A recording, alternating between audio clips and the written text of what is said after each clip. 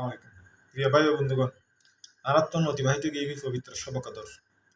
পবিত্র শব কদর হইলি আল ফিশাহার আল্লাহ পাক রব্বুল আলামিন কোরআনত থদ্দে হাজার রাইতুন উত্তম বহুত বড় বরকতময় রাইত হইলি শব কদর রাইত আরা পুরো রাইত ইবাদত করি মুসলমান হল এই শব কদর রাইত নিজে শুধু বাংলাদেশ না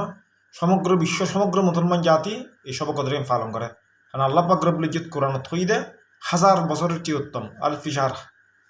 মানে হাজার রাইতুন উত্তম তারা পুরো রাইত ইবাদত দিতুন যারা দেখা দাদা পুরো রাইত ইবাদত করি সেই রাহের বোধ কে আর রাইত ইবাদত করেন এরকম জায়গি এ মারাত্মক বল ফজরত দুই হাত ফরজ নামাজ নফরি যারা গুমজন অন্য পুরো রাইত ইবাদত ব্যাগ গিন বেহার পুরো রাইত ইবাদত করলে গুণ মানে হন গুণ হইতো না কিন্তু ফজরত দুই হাত নামাজ নফরি বহুত বড় মারাত্মক গুণ পুরো রাইতের ইবাদত ফজরত দুই হাতের ফরজ মান্য হইতো না তেতার লাই সবসময় খেয়াল রাখিবেন সব কদর রাইত দিন পুরো রাইত ইবাদত করিবেন এবং পাশাপাশি ফজর নামাজ আদায় করি অনকম যাবেন